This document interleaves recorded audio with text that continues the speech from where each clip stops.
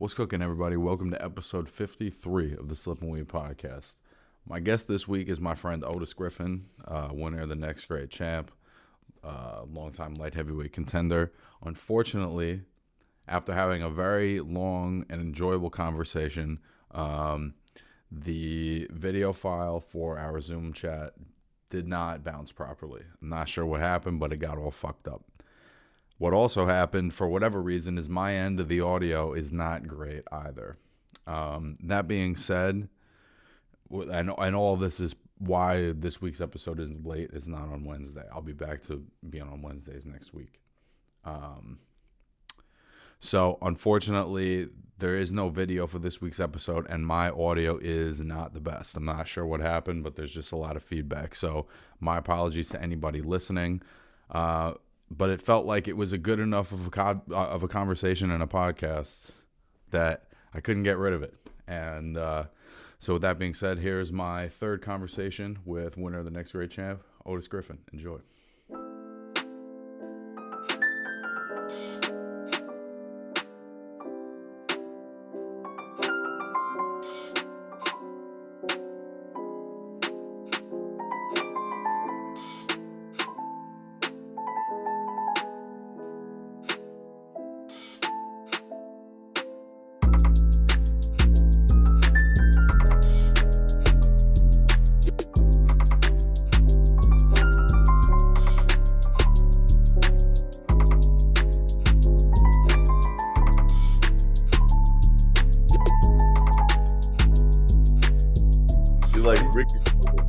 I look like I'm 16 today, you said? Yeah, you like Ricky Schroeder from what was that show that he's Silver Spoons? Bro, I always look like I'm 16, son. It don't matter. It don't matter, bro. It's the old pictures that I look old, bro, because I used to have a beard. I used to be like thicker, you know what I'm saying? I used to be a little puffier, we'll call it. Yeah. Yeah, no, I'm just rocking that babyface steez today, bro. What's going on with you? Oh, nothing, man. I'm chilling, dude. Just living the dream, bro. Well, Yeah. What I meant to tell you. I have a book, a novel coming out on Mother's Day. Do you really? It's called Change of Hearts. Yeah, it's being published by Williams Commerce down in Houston right now. It's going through editing and everything. It's gonna be a great hood staple, man. It's a novel. It's a love story, out of Northern California, San Francisco. Holy shit, dude! And you wrote this? Yeah. Well, actually, so what happened is, when I was on reality TV, I was down in LA. I had a whole bunch of time on my hands and stuff, and I'm a person, as you know, that stays up at night, and I do my best work in two places. Like at nighttime, in the wee hours of the morning, I get like these crazy thoughts, and I just always write them down, right? And then on the toilet, you know what I'm saying? So I wrote like 8 movie scripts, right? So the thing that I didn't realize about movie scripts is that I'm thinking like, oh, I got like smash movie scripts. I just go hand these off and make 100K or whatever. And the going rate for like a movie script is like 5 to 10K if you're lucky, you know what I'm saying? But they'll try to underball you like 1,500 or something, right? Yeah. So, but then like I'm looking at these scripts and I'm like, dude, if you add the right actors to this, you're gonna make millions off of this, and I'm gonna see it on the screen, and I'm gonna hate myself. You know what I'm saying? So I just kept them. And then now, here about 2 years ago, I was like, I started converting them all to books. So the Netflix and Hulu thing came out where they're making like these movies online and everything, right, on streams. So I'm like, oh, dude, if I can create a buzz with books, and then they'll offer me a movie deal for them or whatever, and I'll be like, hey, I already got the script, like, boom. Right. So, that's smart, dude. So that's the first one up. What's the basic premise of the book? Oh man, you know what? It has so many turns that you're going to be totally entangled. But the basic premise is any female can relate to it. That's why I'm having to come out around Mother's Day, because any female can relate to it. It's the chauvinistic and misogynist culture that we live in, even to this day in the modern era, and pretty much when you're an attractive female, men try to stay business savvy with you, but at the end of the day, we're all victims of it. We start thinking a little bit with our little head, and and it gets us in trouble. So that's what it's about. It's called Change of Heart stuff. It's a love story. Wow, bro. That's wild. I don't know Yeah. how long you've been working on that. I wrote that in 2005, bro. So, Really? like that's what they say, like people always think that like things happen like right when you think they're gonna happen. But I'm sitting back on that and I held on to it, luckily.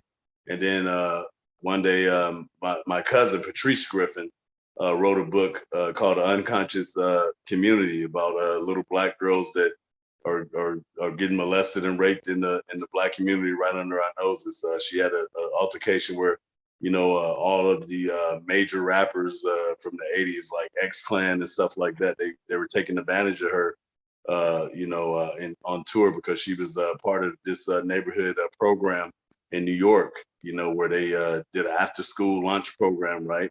And so parents are sending their kids there thinking like, oh, this is the best place for them. They're learning from this hip new rap group X-Clan and all these guys, and they're teaching them, the African principles and stuff. And all the while they were like molesting these kids and stuff. So anyway, so she wrote a book, and I was so moved by her book. I'm like, yo, like it made me realize like, hey, I can do this. I'm the one with the, I have of course, psychology was my major, but I have a minor in broadcast and everything, right? Broadcast and media. So I'm like, dude, like, let me, try to reformat these scripts. And the guy loved it, so. Right. Yeah. That's incredible, bro. Well, that's the more you know, right? I mean, I think there's a lot of athletic people that have some kind of creative outlet that's like the yin and the yang, Athletics is just the vehicle. You feel what I'm saying? Yeah. Like that's what I try to get kids to understand, and even their parents. Like even no matter what level you end your athletic ability at, like let's say it's high school, right? If you get a scholarship, let's say it's not even to a big college. Let's say you get a scholarship to a junior college. That athletics was just a vehicle to get you to where you're gonna go. You feel what I'm saying? Right. And I don't think a lot of people really use that because like even guys that are in NBA and NFL, like there's a lot of brilliant guys that think like, oh, I've been only doing this for my whole life since I was like, 10 years old, 6 years old, 8 years old.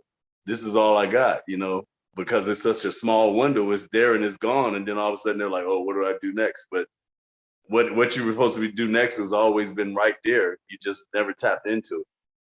Right.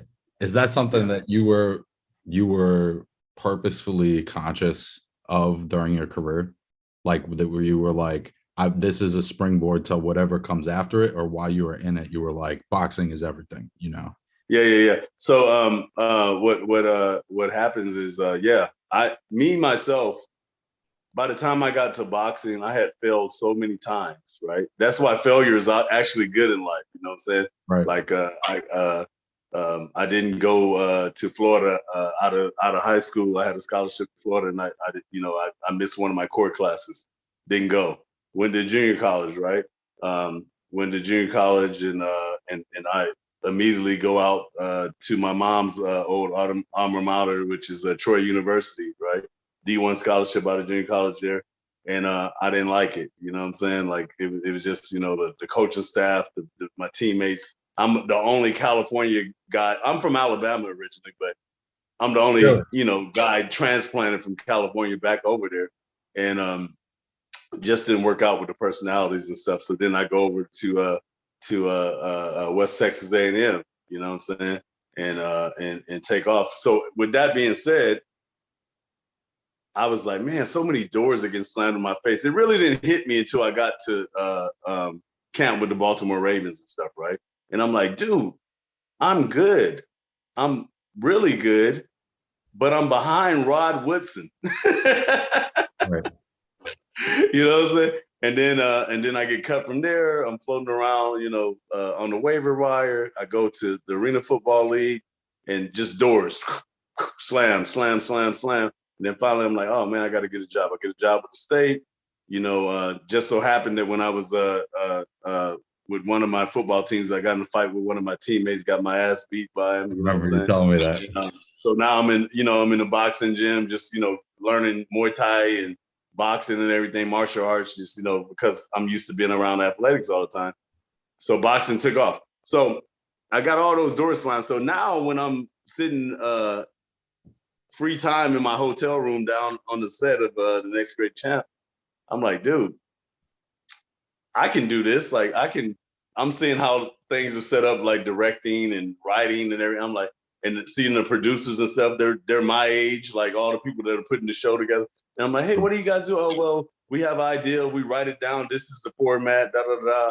So I duplicated that and I started writing scripts. And I'm going to all these Hollywood parties and I'm like, meeting these people. I'm like, hey, I got scripts, da da da. And oh yeah, like you got it. I'm like, dude, like I'm actually, I'm a journalism broadcast, minor. I know how to write. So they look at it like, they're now looking back. I'm like, they're like, oh, dude, if I can pry this out of this kid's hands, I'm gonna make money and kick him to the curb. You know what I'm saying? Well, and But there's also the thing of like, especially I feel like in California, everybody's got a script. Everybody's yeah, got you know what I'm saying? Like everybody's got yeah. a hustle, everybody's got a thing. So it can be Yeah. difficult to be like, all right, is this person for real or is this guy like the Uber driver that just took me here? That told me, you know what I mean? Like, That would normally be true, but you have to remember at the time that I was doing this, I was one of the hottest things in Hollywood. I'm on a reality show that's never been done before. There's never been a boxing reality. You know what I'm saying? I got De La Hoya's people with me. You know what I'm saying? Bodyguard. So people are like, oh, you're already in the door. Let me attach myself to you. So maybe they were gassing me up. Maybe they weren't. Like, oh, this is a great script. It was well written because I went to school to write. You know what I'm saying? But they lowballed me on the. They're like, oh, I'll give you 5,000 for it. I'm like, dude, I'm looking for like 500,000. Like, what? right. You know what I'm saying? Like, Right. like, yeah. And so I held on to all of them, and luckily, the Lord, the Most High, made a way out of it with this book thing. It's like when my cousin wrote her book, and it was so well written, and I was like, yo. Like it was so passionately written. If you haven't, you guys out there, if you haven't went and got it, Unconscious Community by Patrice Griffin. It's on. You can get it at Barnes and Nobles. You can get it on Prime. Amazon. All those things. So you should definitely go read that book. It's amazing. Like the things that go on with little girls in our community, no matter what color you are.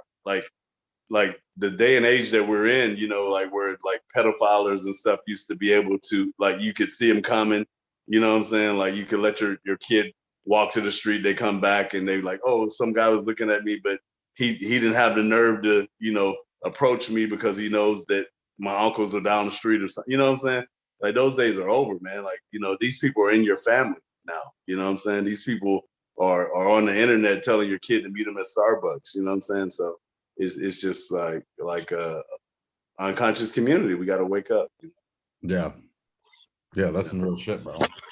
That's crazy. But on another note, as a fighter, always keep an iron in the fire, man. Because as an athlete, like I'm saying, it's only a vehicle. So have other things that you're gonna transcend or segue to after athletics. You know what I'm saying?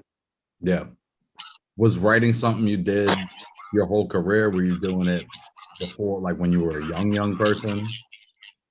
Well, what I would do when I first realized that I, because I'm a historian too. I love history, dude. I could tell you anything about history, especially when it comes to war and great warriors in history and stuff like that. So that was like the sci-fi thing was always my thing. Like growing up watching, all the sitcoms and things of that nature, right? All the Marvel stuff. And then I would just, in my head, just like make like little short. Actually, my mom would make an assignment. Like even if you we would come home from school, even if you didn't have homework, she would make you either read or write about something that happened that day. You understand what I'm saying? So Yeah. like little things like that, as a parent, you never think that it's gonna go anywhere, or even even me, I'm like, oh, I'm just doing this as like a chore or whatever. But Right. that, like, it's crazy how little things shape what you're gonna become. You know what I'm saying? Like, for instance, never ever thought I was gonna be a fighter. But looking back now at age 44, how many street fights I got into, I'm like, of course I was going to be a fighter. Right. You know what I'm saying? Like, it's crazy, but yeah. It's funny that you say that. I actually, as a kid, I kind of had the exact opposite experience where it was hard to imagine that I would be anything other than a fighter. Yeah. And it was, and everything that I did in my life was pointed to that up to a certain point. And when the injuries and whatever they started to pile up, that was ultimately where I found music and I found, writing and other creative outlets. So inadvertently, boxing and being a fighter was that springboard because it made me who I was to become that artist in a sense. You know what I'm saying? Yeah. But as a kid, bro, I was like, what else am I gonna do? Like that's, you know what I'm saying? Like that's all I think about. That's all I'm doing. Yeah, That's what yeah, I yeah, want to yeah. do. If I'm somewhere Yeah. else, I'm thinking about the fucking gym. I'm still that guy to some extent. You know what I mean? But Yeah. I ultimately it was like I remember I was talking to my mom about this. When I was 10, I had some like fucked up injuries on my feet. And it was during that time I couldn't train enough that I started drawing. And the drawing, I never got good at that or anything, but the drawing led to music and other kind. Just opened my mind up in a way that Yeah. it hadn't really been before that because I hadn't needed it. I had Yeah. this one kind of outlet that was everything for me. And then once Yeah. I had that taken from me was where I really found um like who I am now. Yeah. You know what I mean? Yeah. Yeah. It's You know what's crazy is I'm starting to see like a correlation with drawing and writing in young kids that even if you're not going to go that field, it kind of stimulates other, you know what I'm saying? It stimulates the mind, because I used to always doodle and draw cartoons and all kind of stuff. yeah. Was real good at it. Also, like I could literally draw like you right now as a card. I'll send it to you. Like how you are right now, I'm gonna send it to you. Watch later on, and yeah, like, but it stimulates others' creative juices. You know what I'm saying? 100%. But like you do, like, man, that song Oh, is, bro.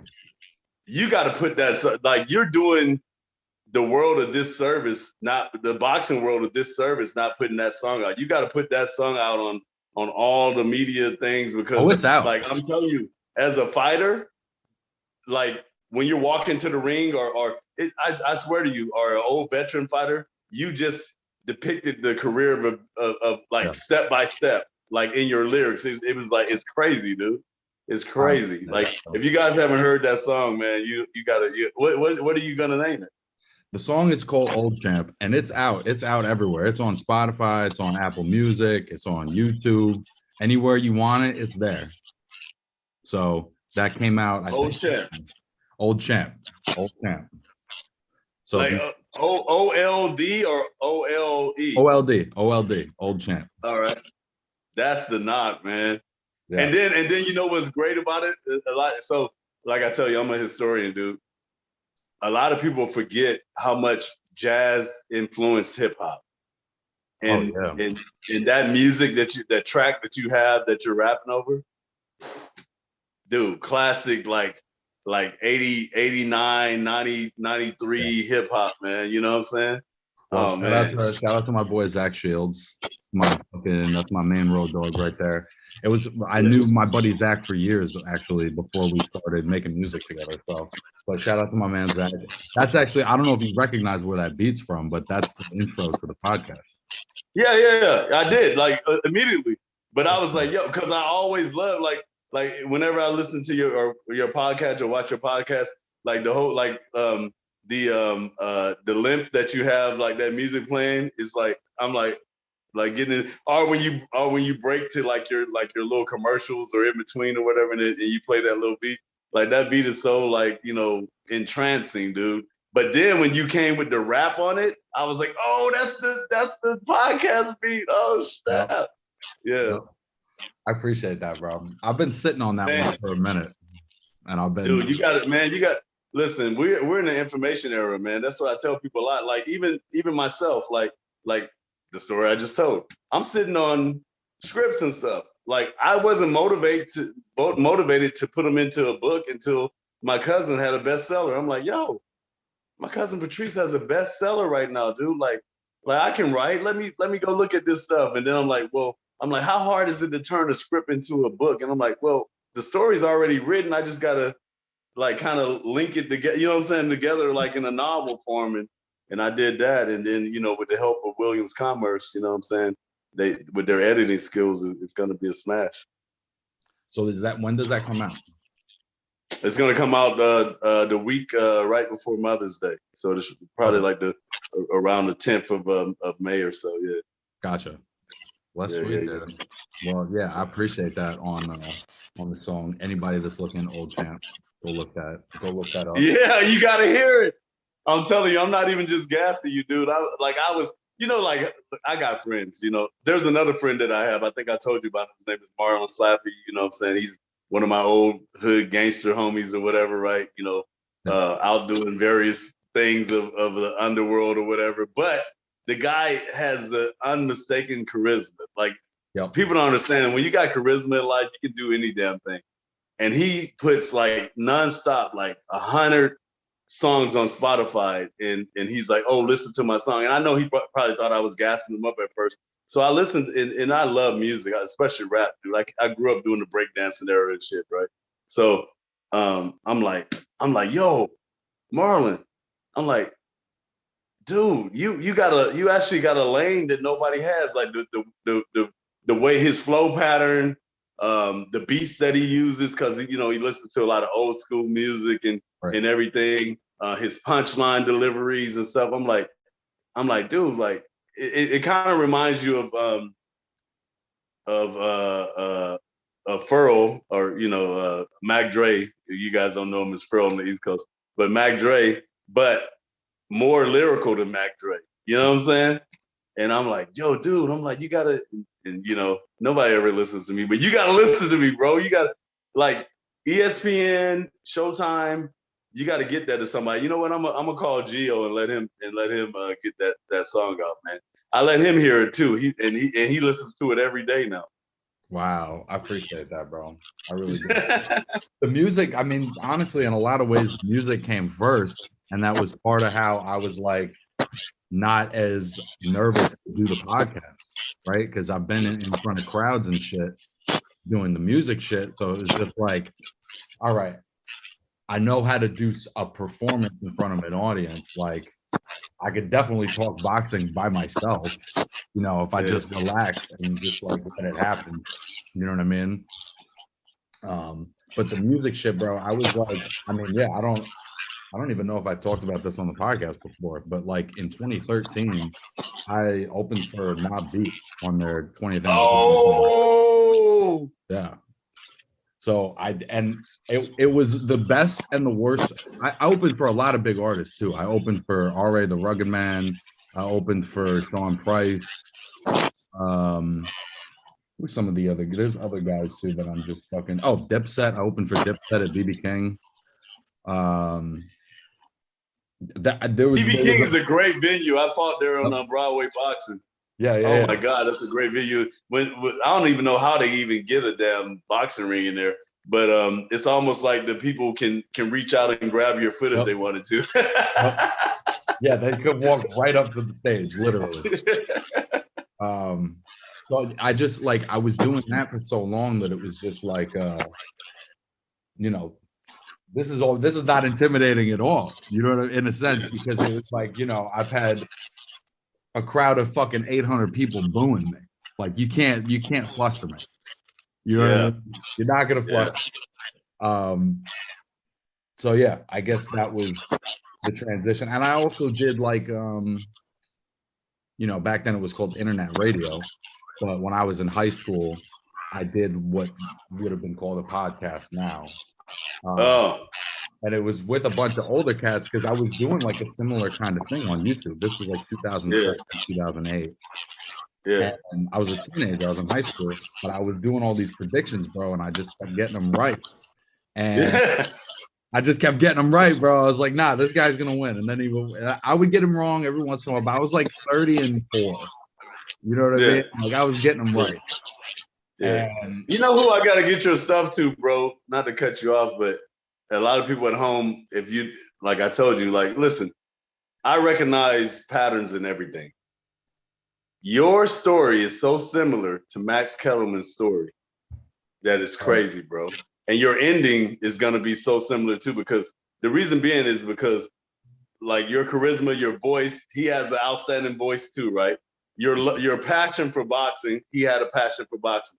He was a former rapper or musician or whatever you want to call it, right? yep. So like you said, like getting in front of the, so that's what a lot of people that come from church backgrounds or choir backgrounds, they excel so much, like, or whatever, because you get used to being in front of that crowd, even though it's a small crowd, and then you grow from there. You know what I'm saying? And then now the crowd is nothing, and then your talent takes over. You know what I'm saying? So it's almost like a conditioning process. But your story, dude, I bet you, dude, if we shoot this to Match Kellerman or whatever, he would be definitely interested in seeing your podcast or hearing your music, definitely, dude, because he's been there before. Hey, listen, Max Kellerman, if you're watching, you know what I'm saying? I want to have you on. I want to have anybody on. I'm trying to have everybody on this podcast at some point in the boxing sphere or outside the boxing sphere. I think boxing is something that I know a lot about and it's easy to talk about, but I don't necessarily see the show as always being exclusively boxing like it is right now. We're just chopping it up, but Oh yeah. I think like I can see myself kind of expanding beyond that in my own way. Yeah. With boxing kind of being a focal point just because like it's a focal point in my life. You know what I mean? Yeah, Because it's yeah, something yeah, that I yeah. like to talk about, Yeah. So yeah, I was gonna ask you before. You got any updates on Aaron and Mike? I talked to Mike. I know he was having some shoulder problems. Mike was having some shoulder problems, so then we took him to I'm going to do a plug right now.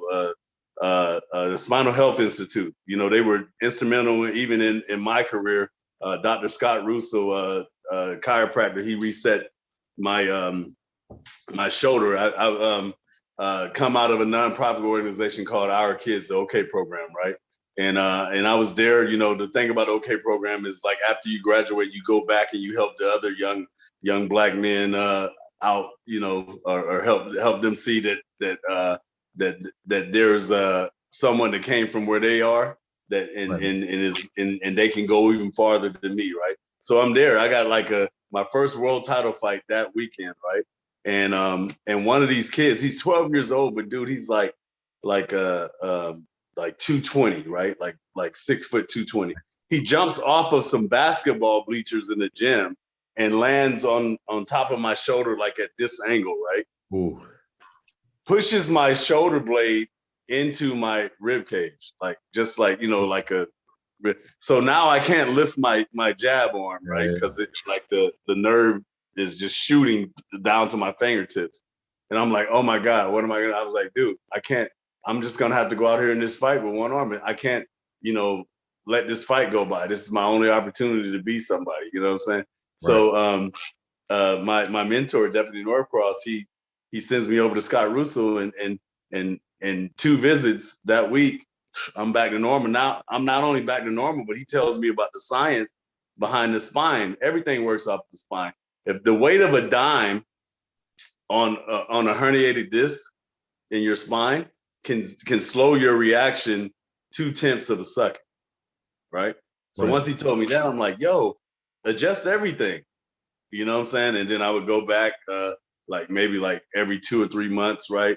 And just get like updated. And that was the longevity of my career right there. So Mike had this tear in his shoulder where he was like, man, and we were scared, like, man, like, what is it? So in the state of California, a chiropractor is a licensed physician, right? So I'm like, okay, dude. So the easiest way we can, go about this instead of going to get an MRI and going to getting what they call you have to go get a doctor to sign off so you can get something else. It's eluding me right now. What is it called? A prescription?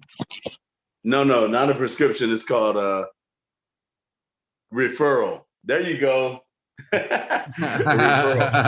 Yeah. So you get a referral or whatever, and now he doesn't need a referral because it's like all in-house. You feel what I'm saying? So he gets the MRI right there. He gets reset right there.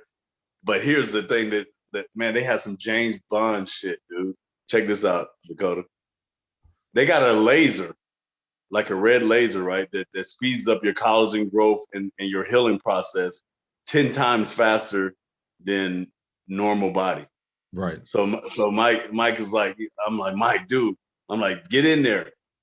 We go, he does it. He's like, I'm like, how do you feel? I was like, dude, like when he did that to me back in the day, I would like within like the next day I would feel like great. And he's like, come on, old man. He's like, I'm injured. It's not gonna happen that fast. Dude, man, we're like a week later now. The kids, like he's shadow boxing. He's right. back, man. Yeah. He's like, man, this is crazy. I can't believe that worked like that. I'm like, yeah, man. I said, it's just like a race car. You know what I'm saying? If you're a Ferrari, you don't put the junk from Back to the Future into your tank. You know what I'm saying? You got to ride on premium. So you take care of your body, it'll react well, right? So he didn't have a surgery? No, he didn't even have to have a surgery. He had everything reset, and he had that laser put on him and everything, and he should be back cooking here in March and everything. Yeah, that's great. Yeah, I remember I actually like completely tore my rotator cuff, and I had to have like a reconstruction on my right shoulder. And there's a part of me that's like, it definitely helped, right? Like I'm never worried about it slipping and popping or anything, but it's stiff. My range of motion on this arm is not the same as this arm. So there's like a trade-off kind of where I wish I had actually known about, some kind of. Did you go to physical therapy though? Oh my God, dude. After the surgery, I spent fucking 6 months in physical therapy. Oh, okay. It was a long process, and it started, you're like, just picking little shit up, and then you're doing the, it's like an 80s montage, and then by the end of the month, you're like, yeah. But I was doing it for like 6 months. Yeah. It's no joke, man. I tore my pec muscle early in my career. I don't know if you ever see my pecs, but I'm like the Black Dolly Parton. So I tore my pec muscle trying to hit my opponent as hard as I possibly can, because we just had like this Sacramento rivalry thing going on. Rest in peace to Richard Page, and I tore my pec muscle. It like literally on video detached from my shoulder and rolled up like right here into a knot. Yeah. So when luckily I had a guy by the name of Al Biancani, who used to be the Sacramento Kings physical therapist and everything, and he turned into Satan, but I appreciate it now. But that's why I was asking you. So it's called manipulation. So after everything got put in place and healed, he like went above and beyond, like just like moving the swelling and the antihistamine and everything out of the way, and the scar tissue, like. And even when I was like, man, no, just stop. He was like, no, you fucking pussy, no. But yeah, I mean, yeah. So that's why I was asking you about the range of, like, did you go to therapy and range of motion? But I mean, he's state of the art. Like all this hammer strength stuff that you said at 24 Hour and stuff like that. Right. That guy invented that stuff. Oh, really? Yeah. That's awesome. Yeah, no, I did the PT for mad long. Again, I think it worked in the long haul. I don't have to be worried, about it being unstable. I'm not concerned about that at all. But, if I want to scratch this shoulder, I'm doing it with both hands. Like, you know what I mean? It's Yeah, each yeah, one takes care of both shoulders. Like, it's weird. Like, I can't reach behind me real far. There's just yeah, weird yeah, random things where I just notice it. But yeah. I definitely, it's not, I don't regret it. Um, it's funny because I actually, the second time I popped it out, the first time I did it doing playing basketball. And then the second time I was in the boxing gym like 3 weeks later and I was sparring and I threw a jab and I missed the jab. I didn't even throw it that hard and it just fucking popped right out like a fucking, like, it was like a stick that broke. You know what I mean? Uh, And it was like dangling. Oh, dude, it's so gross. It was disgusting. well, let me ask you this: how much do you stretch though? A lot. Oh, I do now. Now that happened when I was 17. So yeah, I can't necessarily attest to my stretching regimen at 17. yeah. But yeah, that was a gnarly one. And it's a funny segue actually. Because basically the same thing happened to Gary Russell the other day. And he had to fight the entire fight with essentially just his left hand. Yeah. Did you get to watch it? Yeah. I watched it. Yeah. I was wondering what was up because he was, kind of doing his thing in the first 4 rounds, and then, you know, it kind of went south. He just literally couldn't throw his right hand at all. He couldn't even fake Yeah. it. He couldn't He even. hit it well though. He hit it because he would feint. I just thought that he was working off of the other hand. You know what I'm saying? He would feint. He would still feint the everything or simulate everything and then come back with the left. So Well, what I thought was interesting was at first I thought it was strategic, right? Because the first 4 rounds, Magsayo was countering that jab like a motherfucker. I mean, anytime Gary threw the jab, he was hitting him with 4 or 5 counters. So once I saw that, and I was like, all right, now he's not throwing the jab because he's trying to get Magsayo to come to him now, so that he doesn't yeah, have to lead, right? And that was when the fight kind of deadened out. But then it was literally like 1 round, no jabs, another round, no jabs, another round, no jabs. And it was like, oh yeah, he can't even fake it. Like he can't. yeah. Did Oh, you see? Did you touch. see when they did the conquer box numbers when they showed like zeros jabs? That's when it was a dead giveaway too. But you know what's crazy is I tell, and let this be a lesson to all the youngsters that are listening to that fight. Um, the only way that you increase your output is with the jab. And another fun fact: the person that jabs 90% of the time wins the round, Right. hands down throughout history. You know what I'm Right. saying? You just keep it Yeah, busy. yeah, Yeah, as long as you keep and especially for Gary Russell, he's always a big jabber. So, yeah, he's always that's part of how he wins rounds. To me, yeah, is like he doesn't even really land clean that often, but he's just yeah, fast and he's so busy, yeah, which he actually did a pretty good job of that in this fight, where he wasn't really landing the left hand a lot, but his speed is really jarring. Like it's, you know what I mean? So Magsayo is not like dying to just charge right in. You know what I'm saying? yeah. And every He time he knows he does, can run into something. there's a little pap. You know what I mean? And it's quick, and it's probably not going to land, but it's like it gets your attention. Yeah. You know who else is like that is Marcus Brown. I remember fighting Marcus. I think I was like 36 or 37. He's like 22, right? And then I always wondered this too, and maybe some old heads can tell me, or some boxing enthusiasts can tell me. It seems like either people are getting faster, or maybe it's because as you get older, you get slower, so it seems faster. You understand what I'm saying? But I remember the exact same thing. Like I was in the holding pattern, just like the guy that fought Russell, and then I'm just like, me, I'm just like, I'm just throw caution to wind type person anyway. I'm like, whatever, I'll survive whatever happens. So I'm like, instead of us like sitting here posing, I'm just gonna rush you. You know what I'm saying? And then he threw like a straight left that was so fast that I could like blink your eyes like that. Yeah, Like it was already on me, like boom, right? And it didn't hurt or nothing, but it was such a flash that it like knocked me off balance and I went to a knee. And I was like, whoa, like, okay, this dude, that's like some speed that I'd never seen before, you know what I'm saying? So yeah. And yeah. even if it doesn't, even if it's not hard and it doesn't buzz you or fuck you up, it's gonna fuck your rhythm up. Because if you're Yeah, at all defensively aware, yeah, you want to know. You're like, what the fuck was that? You know? yeah.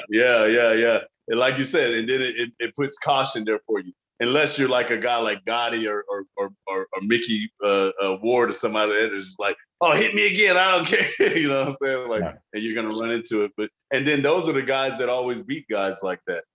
So, Right. you know what I'm saying? Yeah, Exactly.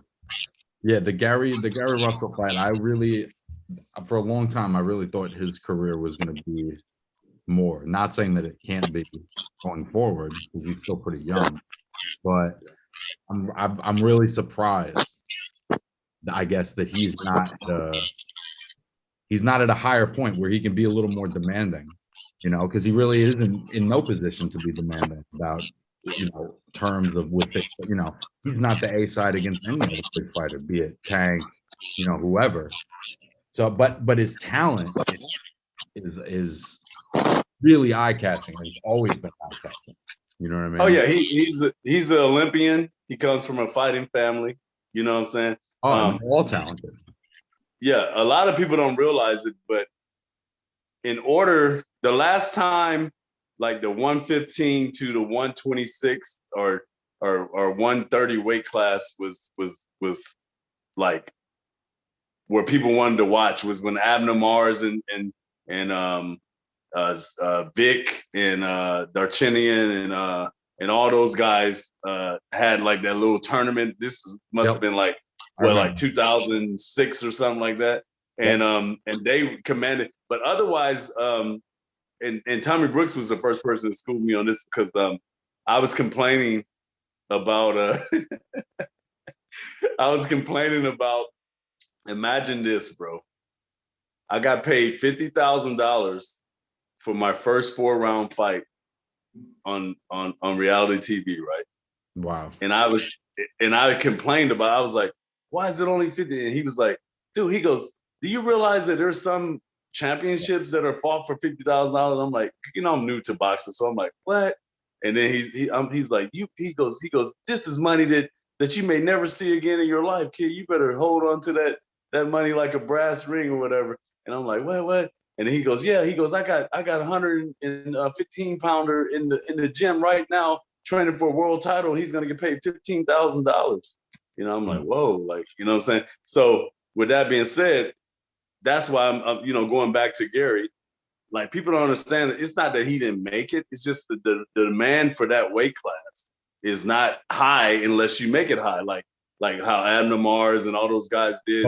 But part of how you What make was it high is that you make the fights, and Yeah, BBC never went out of their way to put him in with Leo Santa Cruz or Carl Frampton exactly. or any of If his. they would have done that, he would have. And the reason that they never did that is because him and his dad are in control too much of his career. You see what I'm saying? Like, they probably offered him those kind of fights, and his dad was like, "Nah, we're just gonna sit here with the belt." You know what I'm saying? Or whatever. And like, even he got in a beef with Devin Haney not too long ago, and Bill Haney was like, "Oh, well, fight us. Like, come up to wake. We'll pay you. The biggest payday you ever made in Right. your life."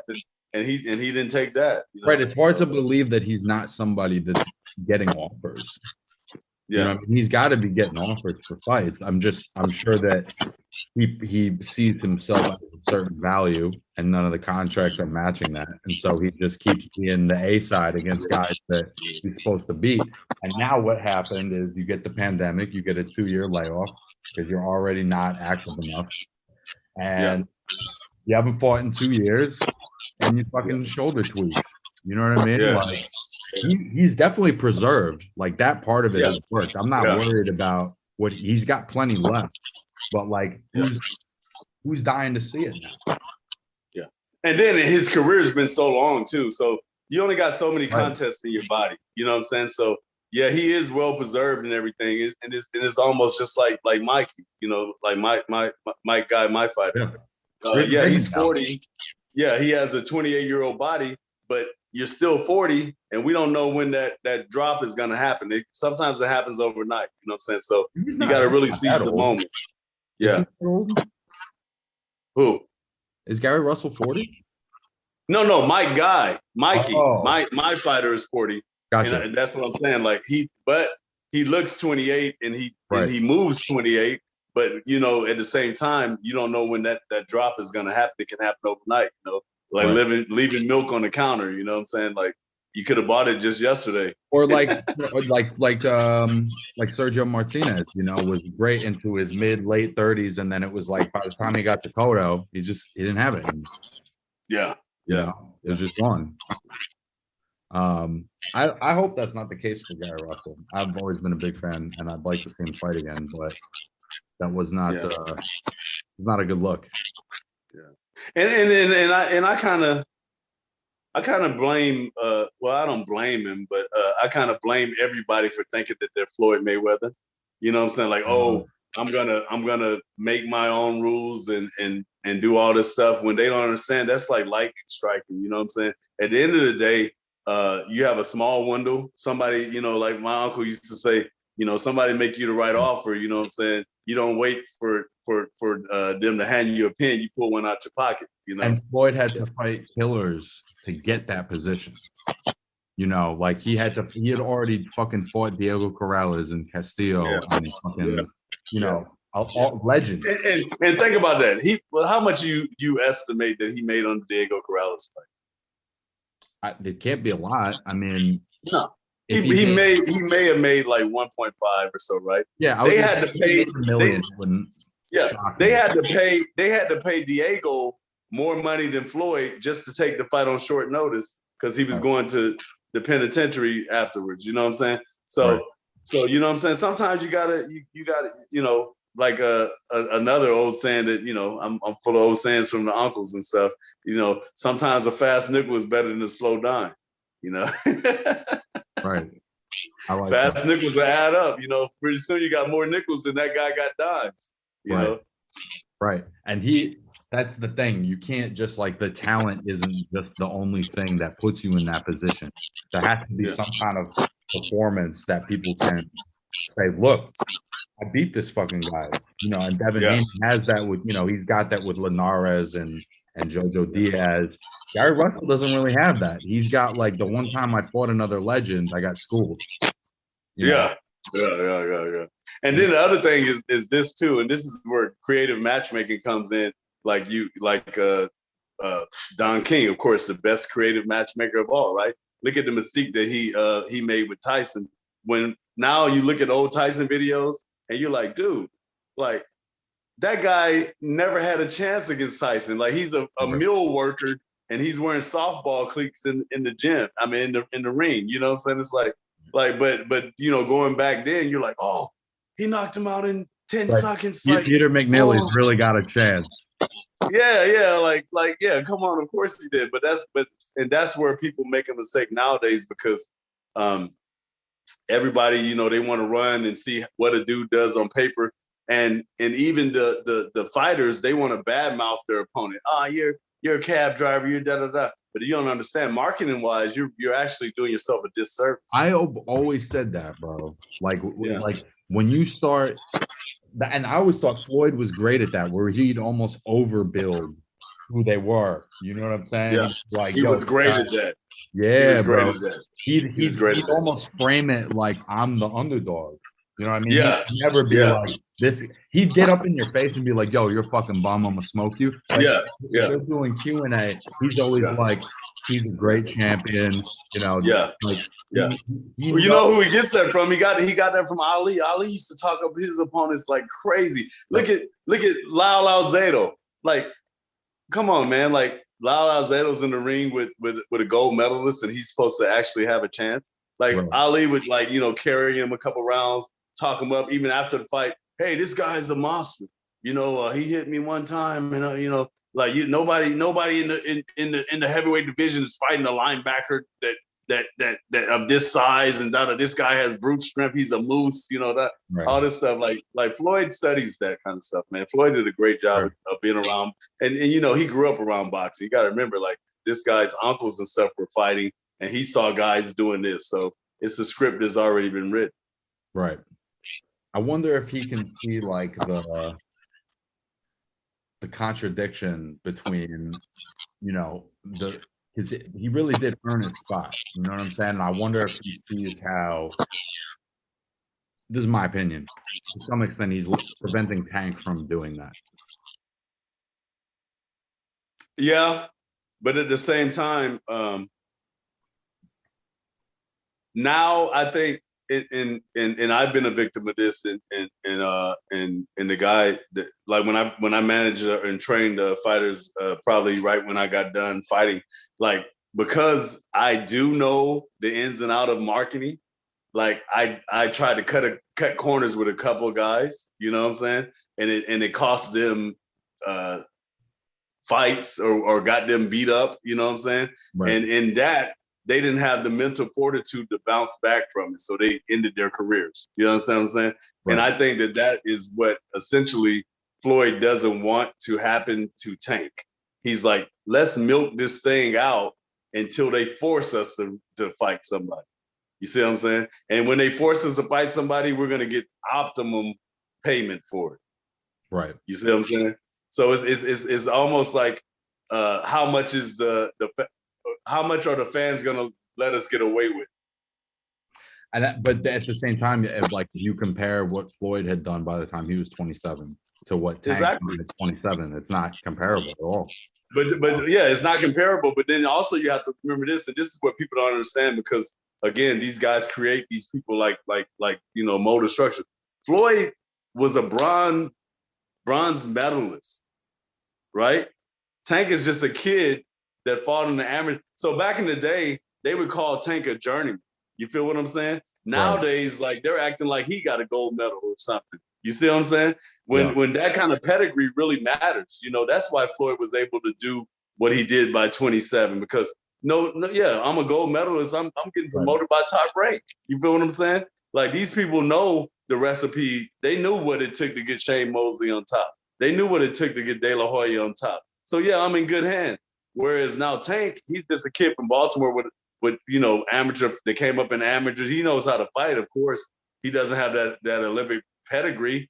He wasn't a household name before he took his headgear off. You see what I'm saying? Right. So Floyd has to do it a different way, and he's not in a great company like Top Rank. Like TMT is under Floyd, but they don't do stuff the right way like Top Rank. You know what I'm saying? Right. Sometimes they put the cart before the horse, like with J Don, what's his name? J Leon or whatever. Yeah. Like guys like that. Like they're like, oh, he's the next one. Put him in there with the lion. Oh, made a mistake. Broner. Broner, exactly. A perfect example of that. I mean, he's a better fighter than J Leon Love, but I get what you're saying. Did you see that they're gonna do Stevenson and Valdez? Yes. Bro, yes. I'm hype as fuck for that one.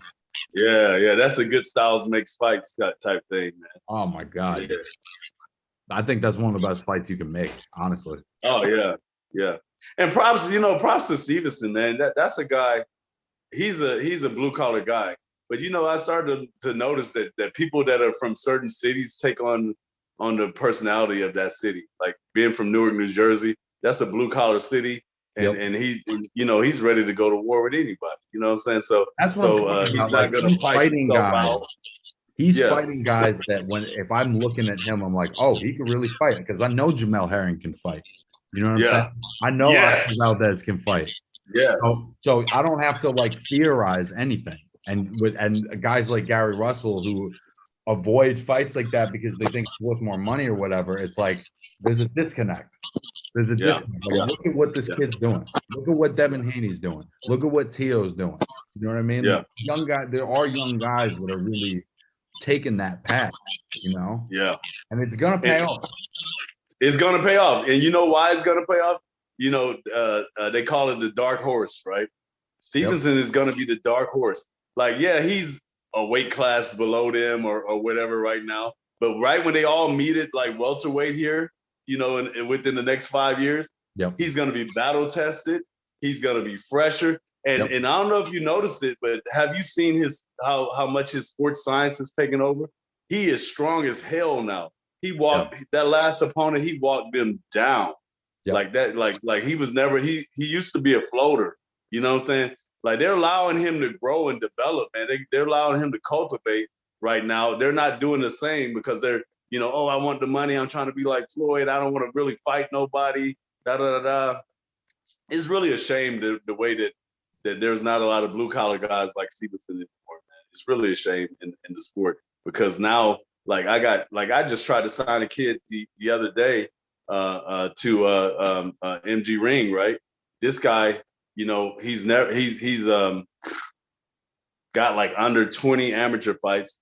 He's a good talent and everything, but I give him the contract and everything, and I'm telling this guy like, hey, for the next 3 years, you're gonna have 8 fights a year, right?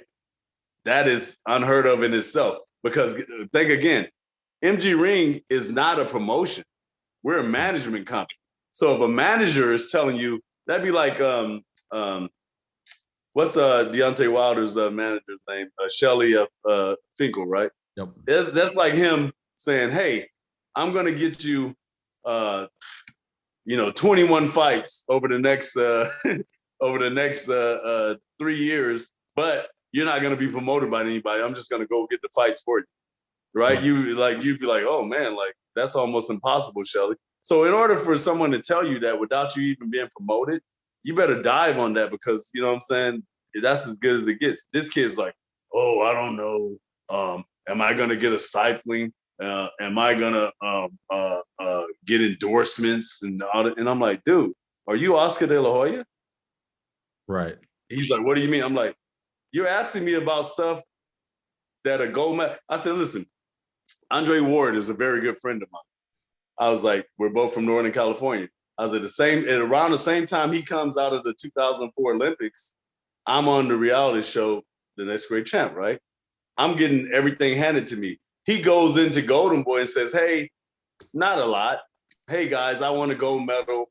I want a $100,000 advance and then, a contract on top of it. They're like, no, that's Andre Ward. He won a gold medal. So what do you think I'm going to say to you?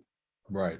Like, that's what these kids, I don't understand who's telling them this stuff, man, I think the idea is that you have to assume the value. You don't have to earn it. If you assume that posture, you know what I'm saying? It's like the fake it till you make it mentality. Yeah. Like if I just look the part, somebody's gonna pay me like I'm the part. Yeah, man. And in their defense, like they're looking at the Paul brothers and stuff, so of course they would think that, right? Yeah, but, and those guys haven't done a fucking thing, frankly, in a boxing sense, to earn their spot. You know what I'm saying? So the whole shit is turned on its head, where you're rewarded for being a fucking asshole. Yeah. Well, you know why? Because controversy sells. You know what I'm saying? It's like they're being rewarded for their face recognition. Bro, there's a lot of people out there, even people that like boxing, would rather watch the Paul brothers than watch Frank Sanchez, move around the ring for 12 rounds. Even though one takes a substantial amount of skill and discipline and talent, and the other requires you be a decent athlete. Like, you know what I mean? Yeah. Whereas me and you, like, I can tell you, like, so for instance, when Logan Paul, when Logan Paul fought Mayweather, right? Everybody's like, oh man, he did a decent job. He survived. And I'm like, dude, it was already agreed upon that he was gonna survive. I was like, the thing that I can't get over, I'm in the corner complaining the whole fight. I'm like, look at how this guy throws a punch. Look at his balance. Like, I can't even watch this. I'm just gonna go over here and have some chips. Like, are you for real? Like, they hype these fights up, right? And I get the value of it to some extent, where Amanda Serrano gets some play because she's, I get that. I'm there. But they hype these fights up, right? With these YouTubers, with the Paul brothers, be it some MMA dude, whatever. And the fights fucking suck, dude. You could call it what it, but the fights always fucking suck. They're always at least entertaining. Yeah. They're always whack, dude. There's nothing more whack than fucking Logan Paul, Ben Askren, dude. That's some whack shit, dude. You know why it's whack though? So the Paul brothers are actually they're smart and they're robbing us at the same time. Because here's the thing, they know that they're limited in fighting, and that's to say. Now, someone like me, I'm stupid enough that if I was in their position, I'd be like, you know what, I'm limited in fighting, but I'm going to get someone else that's limited in fighting, and we're going to just have a war. It's going to be a bloodbath, whatever. But they're thinking like, which is smart, they're thinking like, why would I do that when I'm increasing my chances to not keep this avalanche going? Because if you beat me, then now I can't do it again in 3 months. You see what I'm saying? So they make it a little boring otherwise. But at least entertain me, dude. Like give me somebody that's gonna give you a knot on your head. Dude, I know people that had really never watched boxing that bought this Floyd Mayweather Logan Paul exhibition. And I'm just like, if that's your intro into boxing, you're never coming back. Yeah. Or you're not. The only way you're coming back is for one of those two guys, because you didn't see that and get like inspired about the beauty of the sport. You know what I'm saying? Like if I be like, God damn, this sport's fucking boring. I get why people watch. Well, but they're not purists like that though, Dakota, because what they will do is that they like. I mean, and that's the future of promoting. They like everything that comes around the fight, like the build up to the fight. But you don't have to be a purist. You don't have to be a purist to like Gotti Ward or Castillo Corrales. Like those are fights that anybody that doesn't know shit about boxing can see and be like, shit, there's some shit going down. You know yeah. But I like you said that Stevenson fight is definitely one of those ones for fight week that like you can throw a party for and everything. We throw fight parties here all the time. But so we got people. One of my friends volunteered me for a fight party the other day for the UFC fight, and I'm like, dude, I don't throw. No offense to UFC fighters, because the Diaz brothers are of course my family, but I don't throw, if it's a good UFC fight, I might do that, but just for the run of a mill, like, UFC, blah, blah, blah, some guy, dyed hair tattoo that I don't know, no, I'm not doing that, bro. Not even for like, a boxing event either. But like, like if it's something big, like you said, Corrales, in Jose Luis, you know what I'm saying? Or Valdez and, oh man, how can I forget the first Morales brother? Yeah. So. Yeah, and I think it shows kind of where boxing is at. That I highly doubt Stevenson Valdez is going to be pay-per-view, right? But Keith Thurman is going to fight Mario Barrios on pay-per-view in 10 days. Like, what is that? Yeah. You know what I mean? Like, why are these the fights that are getting pay-per-view status? Is there any way that Barrios upsets him? Sure, definitely. Like I think it's possible. He's been out 2 years. Two closer to 3 at this point, I would think. I mean, he didn't. And he's not. Power is the last thing to go. But if you watch, that's one thing that used to frustrate me about Keith Thurman. He definitely is a world beater and everything, but he never developed. You understand what I'm saying? Like it's always like, oh, I can punch hard, and I'm coming to punch you hard. It's never like a strategy. That's one reason that he lost to Pacquiao. Is like he came out, he thought like, oh, I just got to hit the old man, and then the old man hit him. You know what I'm saying? It's like, yeah. So I think that kid could actually beat him. The kid he's a former world champion and stuff. So no, Barrios is a good fighter. I thought he fought a good fight against Tank. I thought that was I actually thought that was a tough fight. I thought that got not enough credit. But I just don't. And he's tall too. He's 5'10", 5'11". Yeah. He is built very strong. Yeah. But I mean, if Keith is still Keith, I favor him heavy. But to me, I mean, I saw. How could he still be Keith though? Exactly. It's 3. You know what I'm saying? he was saying on Sean Porter's podcast, right? He was on there on his show, and he was saying that before the Pacquiao fight, he got up to 190. Yeah. So he had to do that whole weight cut. And before the Lopez fight, he was 190. So Yeah. he's been doing these fucking big weight cuts for these fights. And then he said after the Pacquiao fight, he got up over 200 pounds. Yeah. There's a welterweight. Yeah, that's crazy, man. That's crazy. Now you're really messing up organs to you know what I'm saying? Like people don't understand that. In a 3-year span, less than 3 years, you're gonna gain and lose 50 pounds. Yeah. I mean, that's really unhealthy. It's stressful, and the older you get, the more it affects you and stuff. Not to mention, it takes your zest. Like you leave the fight in the gym, it takes your zest. So this is really like pretty much like if I was writing a book about upsets, this is how it builds up. You know what I'm saying? This is like the 5th chapter going into the 10th. You know what I'm saying? Like Keith was always like the star, but now we know like maybe he wasn't always doing it the right way. Oh yeah. Like, like there's guys you could tell that always do it the right way. Somebody like Sean Porter. But somebody like Keith, if you're actually packing on 50 pounds and between 40 to 50 pounds every fight, I mean, well, check this too. He's changed his life and his lifestyle. Boxing is a lifestyle. People don't understand that. Boxing is lifestyle. He's changed his whole lifestyle. He's changed. I don't know if he's changed his religion, but damn near, because his wife is a certain religion that they don't really marry people that are going to be counterproductive to their religion. So that he's changed his diet. He can't, because cows are sacred to her. You can't eat that. You can't eat beef or anything no more. You've changed where you're training at. I don't think he trains in Florida no more at Deal Beach or whatever.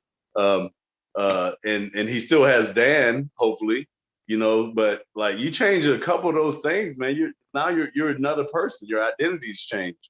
Right. Right. Yeah. And how much of your camp is spent on boxing if it's a weight loss camp? Yeah. Very limited. It's a fat camp. It's a fucking fat camp, dude. That's all it is. You show up for you're going to camp for a welterweight fight and you show up ready to fight Usyk. Fuck. Yeah. Right. Yeah. There's too much weight to be putting on for him. But that's the thing. I'm a big Keith fan. I'm a big Keith Thurman fan. I think he's really talented. I was at his fight with Porter. That was a special night. You know what I'm saying? The atmosphere in that crowd.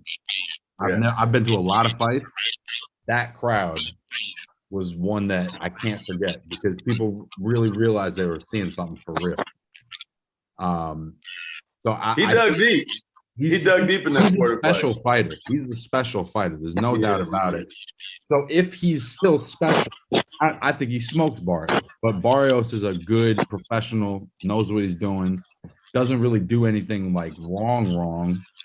It's exactly the kind of upset. You know what I'm saying? Like he's Andy Ruiz. Exactly. And here's the thing that you're not factoring in though.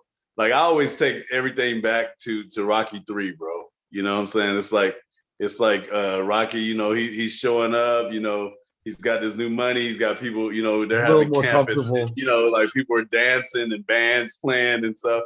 And then, Mick just told him, man, you ain't been hungry since you won that damn belt. Yeah. And that's what I think is gonna happen to Keith. Like, yeah, you're right. He is special. When he's the kid from Tampa, Florida, that was in gyms with Jeff Lacey and Dan Berman and all these people. You know what I'm saying? Yeah, the Keith. Everyone's coming by to take the Keith Thurman challenge. If you're familiar with that, like exactly. He was the person that handled the lightweight in the gym. Right. You had to come in the gym. You wanted to get sparring. You got to spar him first, and then you get Lacey and all these guys. You know what I'm saying? And Wink, you're right. But like he's well removed from that, man. I don't know if he's got that in him no more. You know what I'm saying? You know what? I did want to bring this up. What did you think about this Terrence Crawford Bob Arum shit? Is that something you want to talk? I know people are a little dicey on it, but it's happening. I think you have to be careful with certain wordplay. You know what I'm saying? Does Bob take Terrence for granted? Of course. You know what I'm saying? Did he take Mayweather for granted? Of course. Did he even take Oscar De La Hoya for granted? Of course. You know what I'm saying? But I just think that he's a old Jewish guy that is stuck in his ways. People don't understand. I'm from Alabama, as I've said before. There's a difference between being racist and being prejudiced, or just being a shrewd businessman. You feel what I'm saying? If you're racist, I've been around racist people, real racist people, not the kind that are yelling from across the street and driving by being cowards or whatever. People that walk right past you, and it might be a guy that dropped something, right? And you're like, "Oh, hey, sir, you dropped this here. Let me hand it to you." And they're like, "Hey, don't touch that." And you're like, "Well, that's weird." And then they grab it. They don't want to talk to you. Those are racist people. Like, they don't want to be around you. They don't want to talk to you. They don't want to associate with you. If you're in a place, they don't want to be in that place. That is racism, where they completely ostracize a certain religion, creed, color, something. You feel what I'm saying? Being prejudiced is where you have what we're all victims of, and we all are guilty of. And that's when you put people into a category before knowing it. I might go, "Oh, you know what, Dakota? You look like Ricky Schroeder today. You must be, you know, you must have been born with a silver spoon in your mouth." All this stuff, right? And I think that Bob Arum says, "Hey, Black people don't buy pay-per-view." Is he right or is he wrong? Numbers and statistics would say he's right, unless it's a Mayweather event or something like that, right? Where they're going to do whatever.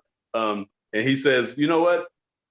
Statistics say that 60% of boxing is bought by Spanish countries. So guess who I'm going to go out and get?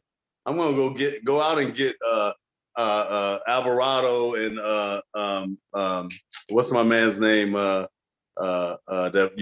Remember who's the guy that fought Bam Bam?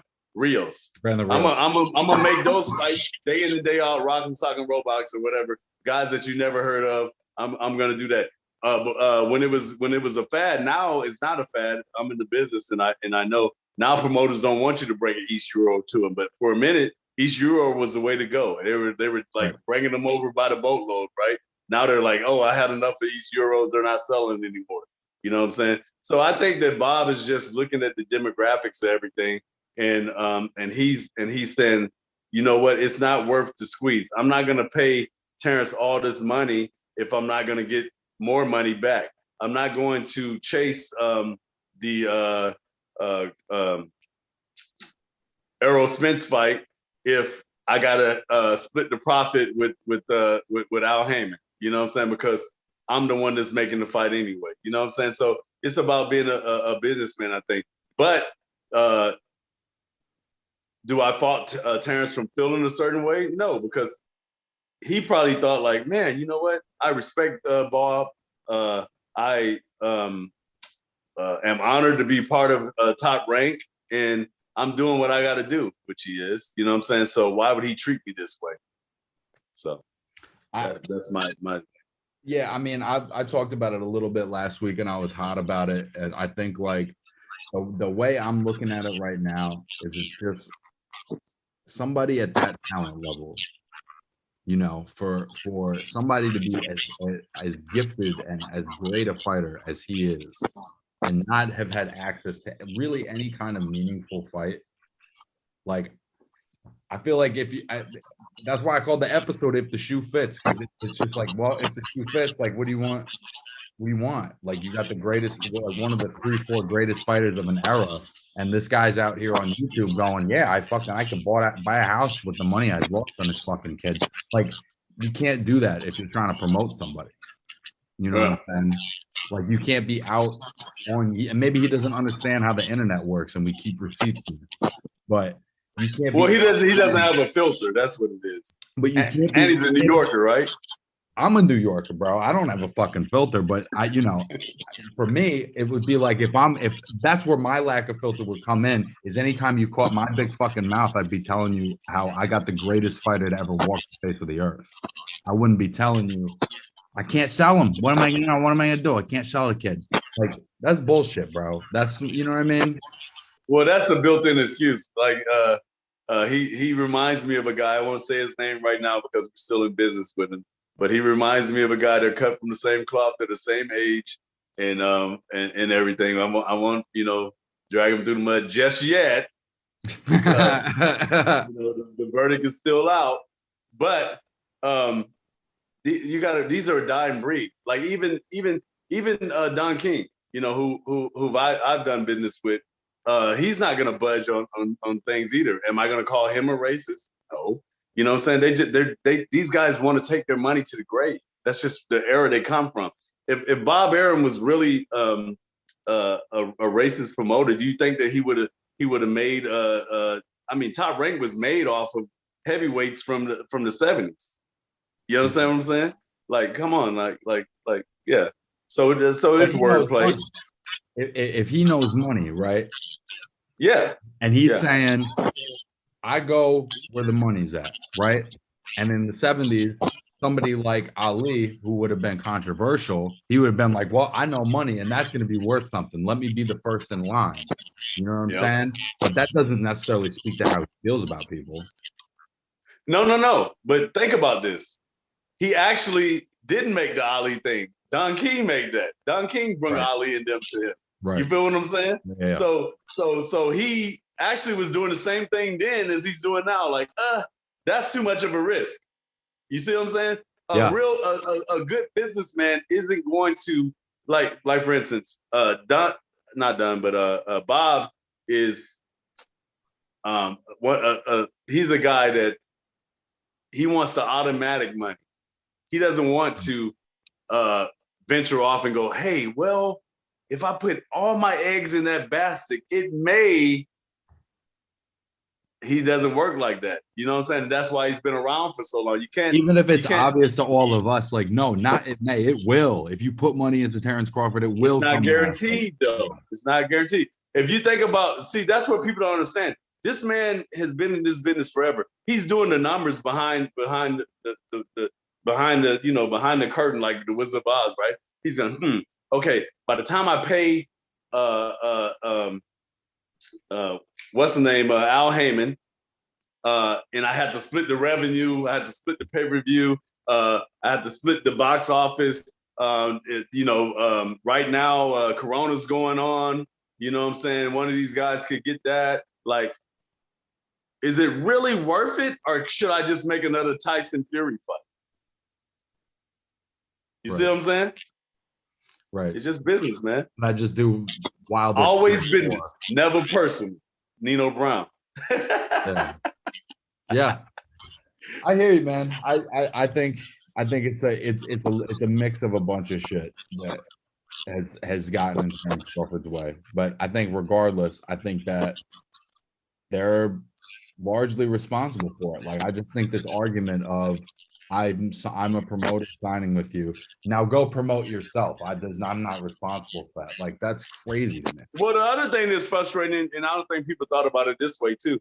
I think, and there was a time where he was gun-ho about making this Earl Spence fight, Bob Arum was. I think PBC took the gas out of it. They priced themselves out of it. They were asking for too much. You know what I'm saying? Yep. Like, and then he got frustrated and just scrapped the whole thing because he's like, okay. To me, the big one too is the fact that they never put together a fight with Pacquiao, and Pacquiao was Top Rank for so long. Yeah, that was like for like 5-6 years. That was like a no duh, and it never happened. Like that's completely on them. Because well, you know what?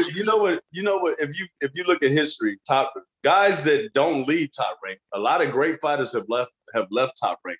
But if you stay there for the duration, like almost like a Manny Pacquiao, almost before he went, a little bit and got out at the end. What he does to you is that he milks the public with in-house fighting. This is Don King and Bob Arum, right? And he puts in-house wars, right? Know why? Because it's what they call a double dip on a promotion.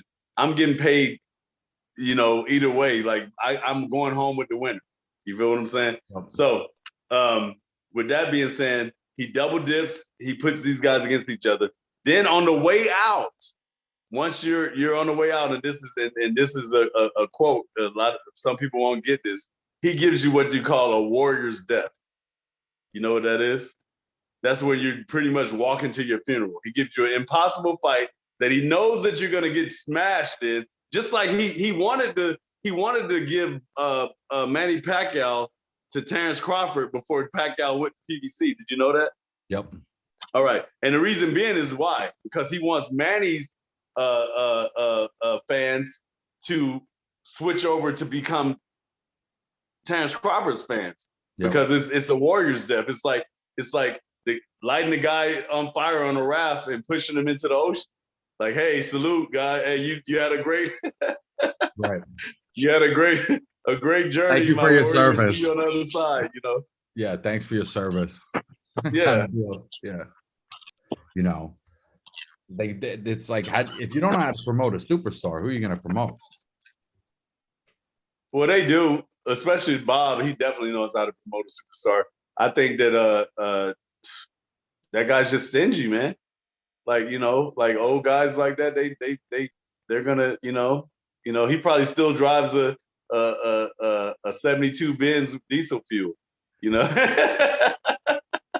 I'm gonna keep that mentality on something. I'm gonna be a millionaire up on this 5th floor walk. You know what I mean? Yeah. Look at the guy. Look, Bob Arum makes millions of dollars, and he's still wearing the same suit that he probably wore when he was promoting in the 80s. You know what I'm saying? Like, yep. He looks like he's wearing a Kmart suit or something, dude. Like, come on, man. That dude ain't spending no money, bro. He's taking it all with him. And he's not even willing to pass the torch on to anybody else in the company after he dies. And he could die at any day now. He's taking it all, Yeah. Yeah, no, it's definitely some old school shit for sure. You asked about Aaron earlier. I just right now while we're talking, just getting there it goes again. Got a fight on the line for him right now. So. Oh, really? Yeah. So that's great. So we'll get Aaron going here shortly. We'll get Eric Moon going in February. We got a new guy by the name of Eric Hanley. Speaking of smaller guys, 126. Man, this guy, he's trained by Mike Guy, and he's Filipino, but man, this guy fights at 126, and you look at him, he's built like a middleweight dude, like he's like right. Ripped up, you know what I'm saying? Like I'm like, dude, you can get that low. So we're gonna kick him off here in February too. He's 1-0. He had one fight down in Mexico and destroyed a guy, and now we're gonna just go ahead and just while the iron's hot, just completely ravish the featherweight division. Did you get to watch Marcus Brown and Beterbiev? Yes, I did. That was a great fight. It was a great fight. Tremendous. This close, and I haven't talked to Marcus about it yet because everyone's an armchair quarterback after it's over. But I'm watching it, and I don't even think that he realizes that he was this close to pushing B past. If he could have just weathered the storm a little bit more, and I think the 7th or 8th round or whatever, B was having no success. Like that, it was you could see the frustration on his face. You feel what I'm saying? And I know exactly what he's saying because Marcus is so damn fast, man. Yeah, he's really fast. I think the whole thing with Arthur is the fight doesn't really start until he lands a clean body shot. And then exactly. Once he lands a clean body shot, the whole dynamic of the fight changes, and it's so hard because, you can see his power is just fucking devastating. Have you ever seen that guy's forearms? Oh, they call it a conductor. I call it a conductor. A conductor, just like in electricity, there's a metal conductor that goes in, right? So that guy's forearms and hands are so freaking. And if you ever seen his training regimen, you understand why I like doing the push-ups and all the Bruce Lee type stuff he does, like the strengthening the hands and joints.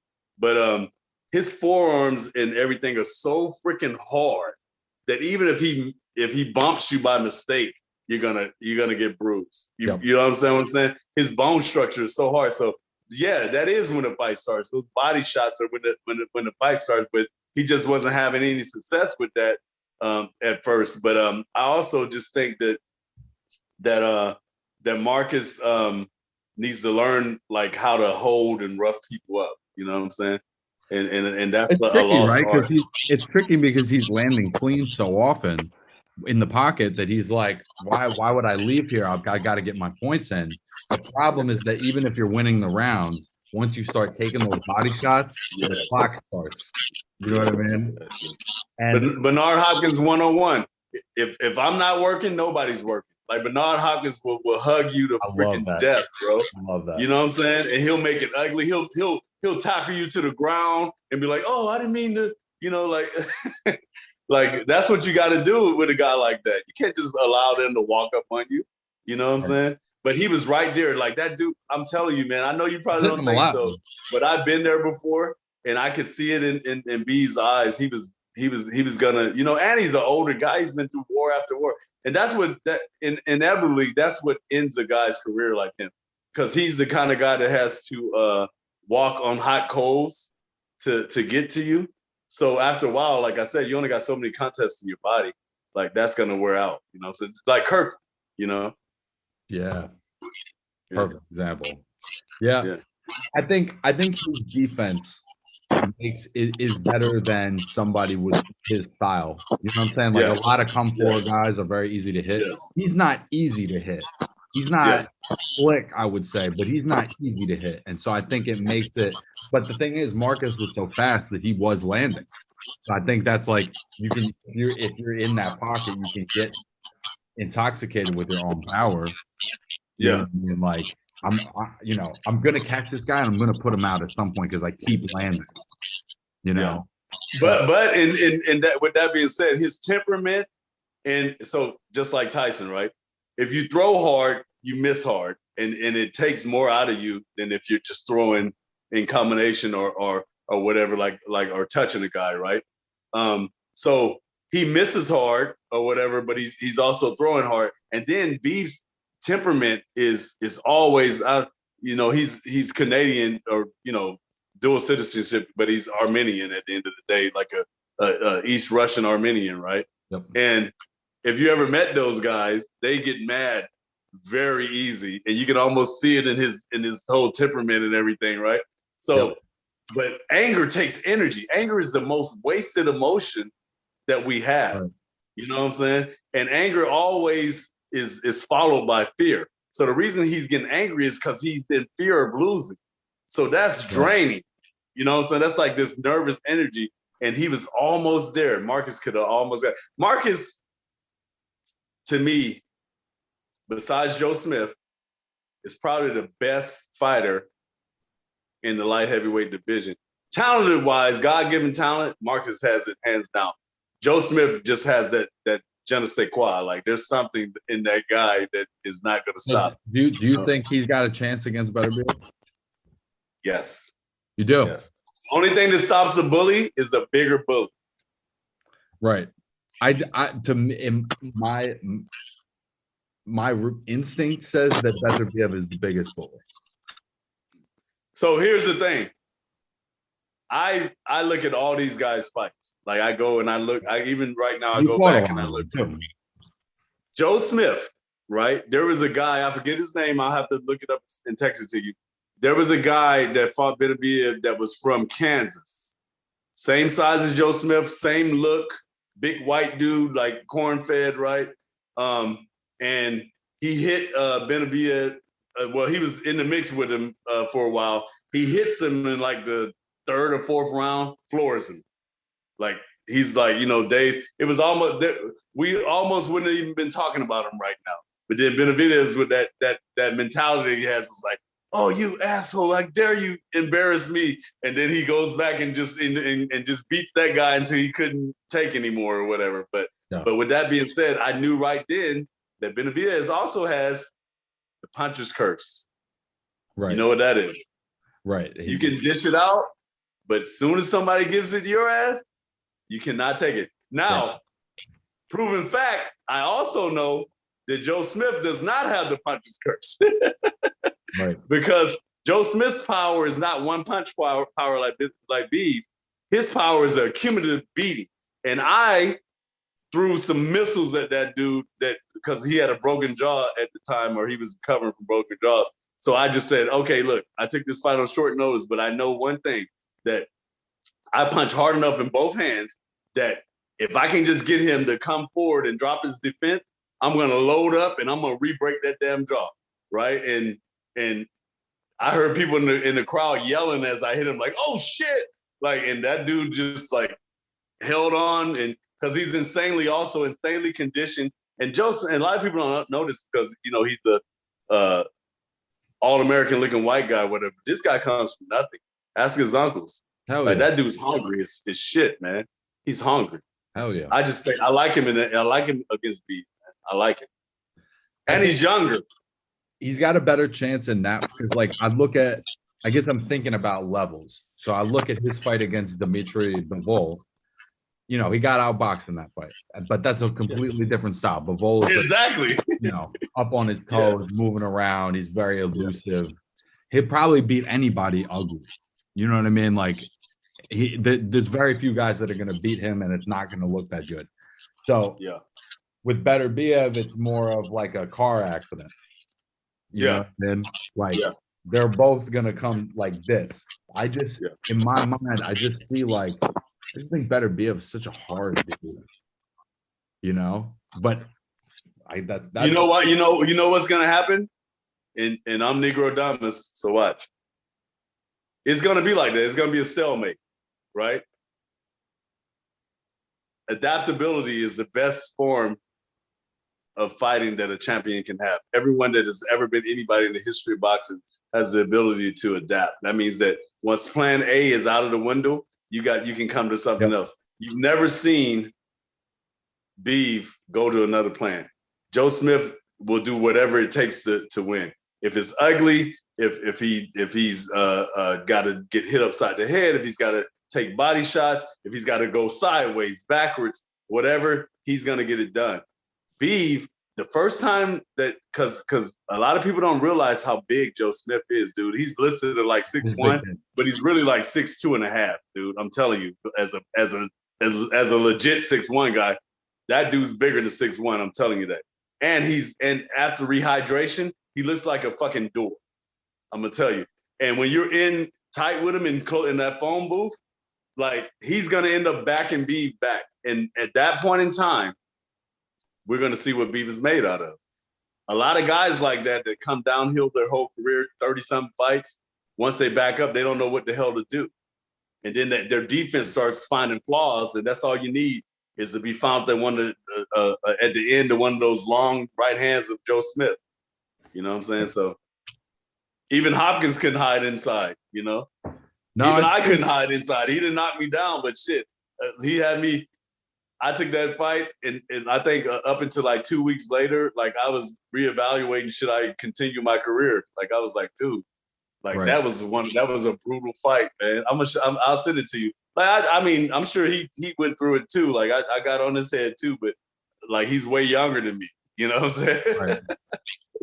But yeah, I'm gonna send you that fight. Like, and you'll see. Like, I'm using every trick there is: the wrap defense, the holding and hitting, like circling. Like, everything right there. So yeah. But of course, I don't have the bone structure and the power of Beef, but I'm no slouch when it comes to punching. I'll tell you that. But I just think that he's gonna back Beef up. Well, are they gonna make that fight? I think so. It seemed like it based on the post fight, the Joe Smith's last fight. It seemed like that's what his promoter wants to do. I think I might go to that fight, bro. I go to that. Right? I mean, that's me and you are gonna go to that fight, bro. Hell yeah. Make that fight, I'm going to that fight, bro. If we gotta go to Moscow, we out. You know what I'm saying? Hell yeah, let's go. Let's go to Moscow, dude. I'll get one of those hats. Oh, dude, we'll get the big puffy hats and everything, bro. Yeah. We'll do a podcast with us doing the freaking squat and kick dance. Fuck yeah. No, I would love to go to that one. Anything you want to shout out, or anything else you want to shout out? Man, I just want to shout out MG Ring, man, for giving me a great job, man, and really just putting me in, giving me the capability to change fighters' lives. You know what I'm saying? Because that's what we're doing over at MG Ring, man. We got some contracts out now, so I won't let it go. But there's a young man that, man, he's about 7-3, and he's fought against, all the Olympians and everything. He's just like Mike, like once he gets the right guidance and management, like he's gonna shoot exactly straight up to the top. So I can't wait for him to sign and announce him in a couple of days. I got a kid that I'm working with in the gym named Moses Rodriguez that is from a lineage of Sacramento fighters and trainers, Mateen, Saifuddin Mateen, and his father Nasir. Really put a lot into this kid. Like, he's been around the gym for years, and he's finally going to turn pro at like 21 years old or so. He's going to be special. He's going to be right there at the 130, 135 mark. Who else? Man, we just got a whole bunch of irons in the fire, man. I'm excited, man. Like I said, I got my book coming. If you guys, big up my book, man. I'm trying to have it be a bestseller, man. And once you read it, you're gonna be hooked. You know what I'm saying? It's called a Change of Hearts. So look out for that. I can't wait to read that shit, though. It's gonna be awesome. Yeah. Congratulations. Yeah. That's really cool. Are you on the East Coast anytime soon? Yeah, I actually. That's what Look from the messages just flashed across. It looks like I gotta get on there and make some things happen. But yeah, I'll definitely be on the East Coast, man. Florida, New York, Philadelphia. Hopefully I get a chance to go to Myrtle Beach. You ever been there? No. Oh, dude, you got to come to Myrtle Beach, man. I haven't been there since college, but oh man, that's like a best kept secret there. I'm a very regional person. People are like, have you traveled? I'm like, yeah, I've been to Long Island. Like, you know what I mean? Like, but I have traveled. I've traveled. You know what I'm saying? But when people are like, they haven't done a fight in AC in a long time. I love AC. Oh, they got the best pizza spot in AC. They did one the other day. They did one the other day. Who? I think the Gary Russell fight. Oh, it was at the Boardwalk? I'm almost certain that was in Atlantic City. Oh man, I love Atlantic City pizza. Oh my god. Yeah. Well, hey, don't go off that strip though. Don't go off that strip, dude. No, I was there this summer for my boy's bachelor party, and at night I was like, wow, this is not how it's advertised. Bro, if you go a minute off of if you let's say you're drunk and you go and you walk off that strip, man, I feel for you, dude. Yeah, it's a little dicey. Yeah, I wouldn't want to be off that strip. Yeah. Well, word up, bro. If you're in the Philly, I'm in New York, but if you're in Philly, obviously you saw I'll bust out up there. You know what I mean? I'll figure. Oh yeah. I might even be in California myself in a couple of months because I'm supposed to work at Coachella.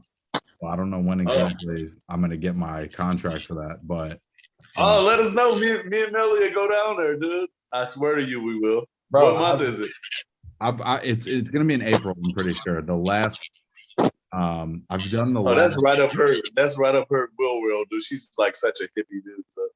I've worked the last 4 Coachellas, actually. Oh, yeah. Who's performing there this year? I don't know the lineup. I haven't. I'm so jaded. I barely even look before I get there. I'm like, oh wait, who am I working for? Like, but it doesn't matter, dude. I'm gonna be on like 80 edibles and just out there, man. Exactly, bro. Exactly. But I've been to the last 4 of those, and every year I try to do something related because I get a couple days off to be in LA in between. So like one year I went to Wild Card and I worked out with Justin Juco. Oh. And he was giving me all kinds of sweet little tips. And was he mean to you? Nah, dude. Oh, he's getting soft. He was cool as fuck. He's getting soft, dude. Nah, he was cool as fuck, and he was like that was mad fun. We had a lot of fun that day. So I worked out with him a couple of times. Then there was one time I trained with Alfonso Gomez. Okay, And Alfonso's great. Alfonso's awesome, man. And so I worked out with Alfonso. There was another gym I went to too. Where the fuck was that? But yeah, I just anytime I work Coachella, I try to do something boxing related while I'm out there. Oh yeah, man, most def. And it's good food down there. Good food, good music. Hell yeah. You know what I'm saying?